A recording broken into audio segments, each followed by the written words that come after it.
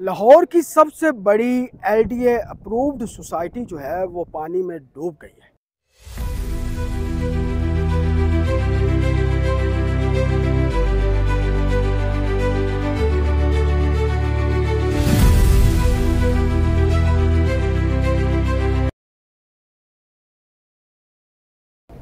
अल्लाह से approved societies जो हैं वो नहीं डूबती। आप सब हैरान हो रहे होंगे कि अल्लाह से अप्रूव्ड कैसे। तो भाईजान वो सोसाइटीज़, वो कारोबार जो अल्लाह के बताए हुए तरीक़ों के मुताबिक किए जाते हैं, वो कौन से हैं, वो कैसे, वो कौन से तरीक़े हैं जो अल्लाह के बताए हुए तरीक़े हैं, वो कौन से हैं।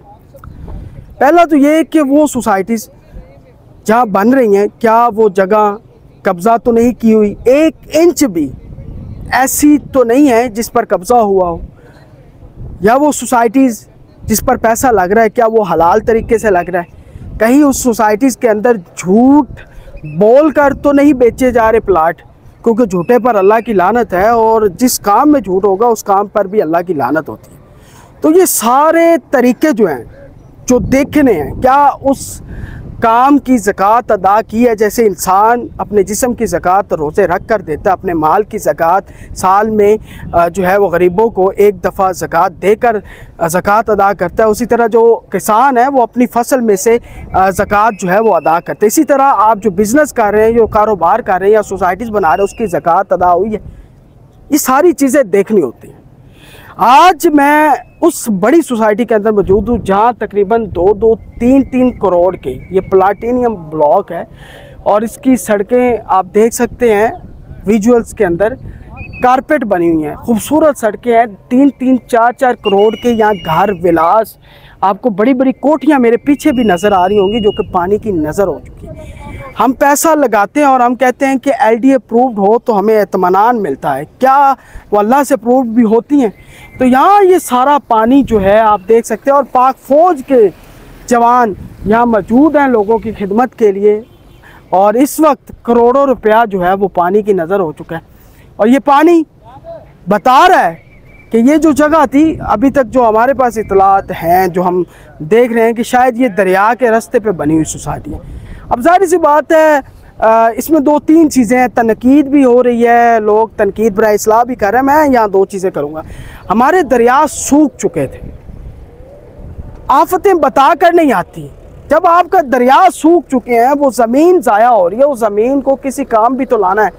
उस ज़मीन से बहुत सारा जो है वो अखराजात हुकूमत के काम हो सकते हैं, उससे रेवेन्यू जनरेट हो सकता है। अगर वो किसी के काम आ रही है, अब आफतें जो है, अब सैलाब आता है। अब दुबई की अगर बात करें, आपने कभी सरा के अंदर बारिश देखी थी, और दुबई के अंदर जो कि सराई इलाका है उसके अंदर आपने इतनी बारिश देखी कि पूरा दुबई जो है वो आपको तैरता हुआ नज़र आया। तो ये कुदरती आफात हैं, कभी भी किसी भी वक्त आ सकती हैं, इसको आप नहीं रोक सकते। और ये कि दरिया यहाँ से बहुत दूर है। ये कहते जी दरिया के रास्ते से ये वो ज़मीनें हैं जो बंजर हो रही थी, जो किसी के काम नहीं आ रही थी। अगर इससे रेवेन्यू जनरेट हुआ है हुकूमत का, या उसको किसी काम लाया जा रहा है, ये भी एक आगे भी आप देखें कि हम साल ये बात करते हैं कि हमारे दरिया सूख गए हैं। अब डैम बनाने की बातें भी हो रही हैं। अरे डैम जो हैं, अब इंडिया ने जो डैम बनाया है, इंडिया के अंदर आप तबाही जाके देखें, वहाँ के डैम भी पानी को नहीं रोक सके। आप एक तादाद रख सकते पानी, लेकिन नहीं रोक सकते। डैम्स हल नहीं है, हल है नहरें, मज़ीद नहरें बने, उनको उन रस्तों की तरफ बनाया जाए, उन इलाकों की तरफ बनाया जाए जहाँ पानी बहुत कम है, पानी आता ही नहीं, बारिश भी नहीं होती।